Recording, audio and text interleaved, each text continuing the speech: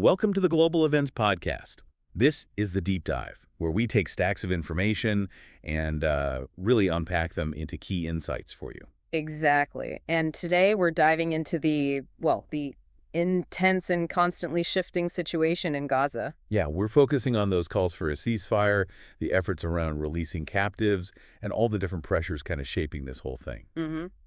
Our main source today is a transcript from a recent YouTube video.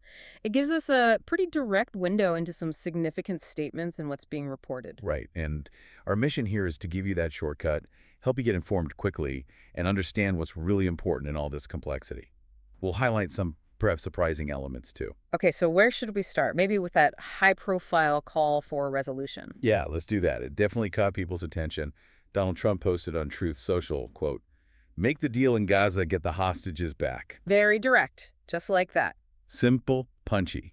It's a clear push for, getting something done. What's the weight of a statement like that? Well, it's interesting because it kind of contrasts sharply with the Israeli government's ongoing position, doesn't it? How so? Well, the Israeli prime minister is apparently holding a cabinet meeting soon, security consultations, discussing future actions. But, the military's line has been pretty consistent. They keep saying they're close to achieving their objectives. Right, and that they've had operational control in the north and in the south. I saw that phrase. Exactly. And they've been saying that, believe it or not, for 20 months. 20 months. That seems quite a long time to be claiming operational control while things are still so kinetic. It does. And, operational control usually implies a certain level of security, less resistance. So, yeah, how does that claim stack up against what's actually happening? Especially when you hear about denials. The Israeli Prime Minister's office, they flatly denied reports of a call between Trump and the PM. Oh, right. Denied specific things, too. Yeah, they refuted any talk about wrapping up the conflict within 2 weeks. A ceasefire deal, normalization deals, establishing diplomatic ties, or even discussing a Palestinian state. They said it was simply not true. So that denial, it really highlights a gap, doesn't it, between maybe what's being discussed or hoped for and the official line? A significant gap. Yeah. And it looks even bigger when you see what's happening, like, on the ground. Like the displacement orders. Exactly. Despite all this talk, starting May 29th, the military issued forced displacement orders for people in 17 residential areas. Forcing people to move again. Where were they told to go? To a supposed safer zone in Khan Yunis called Al-Awasi. Okay, a safer zone. But here's the thing, the really stark contradiction. Al-Awasi, this designated zone, has reportedly been targeted several times. Wow. So the place they're told is safe isn't. It seems that way. It just completely undermines the whole idea of a safe zone and shows the danger for civilians trying to follow orders.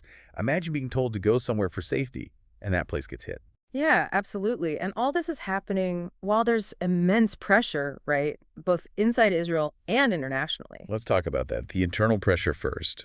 Those protests. Right. Israeli public protests. Yeah. They've also been ongoing for 20 months. It's not a new thing. Happening weekly. On a weekly basis, yeah. And the public there, they're calling on their government to end the war. And specifically to bring about the release of the remaining 50 captives. Yes. There seems to be a real sense among the protesters that the government strategy isn't working. They think the whole military pressure idea to free hostages simply isn't working, it hasn't worked, and it will not work in the future. That's quite a strong statement from the public. It is. They're basically saying, make a deal instead. So you have these regular, persistent protests, Right. but the government seems to ignore their demands. Largely, yes. It raises questions about, the disconnect between the public mood, or at least a vocal part of it, and the government's course. And this isn't happening in a vacuum. No. You mentioned international pressure, too. Oh, absolutely. This internal dissent comes at a time when Israel was already under so much pressure internationally. From who, mainly? Key partners, like the Americans, like many members of the EU, they've also been calling on them for a deal. And urging them to change their conduct in Gaza. Yes, urging them to end their conduct in the Gaza Strip. So it's pressure from outside and pressure from within kind of converging. Okay, so let's try and sort of wrap this up for you, the listener. We've looked at these key tensions. Yeah, you've got this international push for a deal, maybe exemplified by that Trump statement. Right, and the calls for hostage release. But that's pushing against the Israeli government's stated military goals and their explicit denials of certain reports or deals. And all of that is playing out against this backdrop of, well, constant internal protests and significant external pressure from allies. This deep dive really shows, doesn't it, how even when you have clear calls for action, like make the deal, the actual path to getting something done is incredibly messy.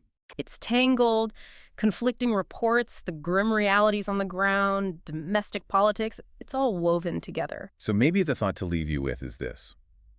How vital is it to look past just the headlines, the single statements, and really try to grasp the whole complex web of forces that are shaping such a critical dynamic situation?